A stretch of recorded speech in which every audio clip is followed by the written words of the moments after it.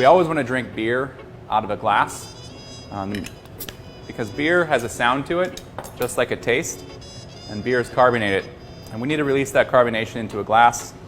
What beer foam can do in your belly? So when you go out, you might see a beer poured like this, where the server's only goal in the life is to not let any of that CO2 out of the beer. A couple things here. One, without that color foam, it's not really a beer. Two, I decided I'm going to order some nachos. And I take that first bite, and once it hits my belly, that happens. So there's about 2.5 bottles of CO2 in this beer that weren't released in the glass.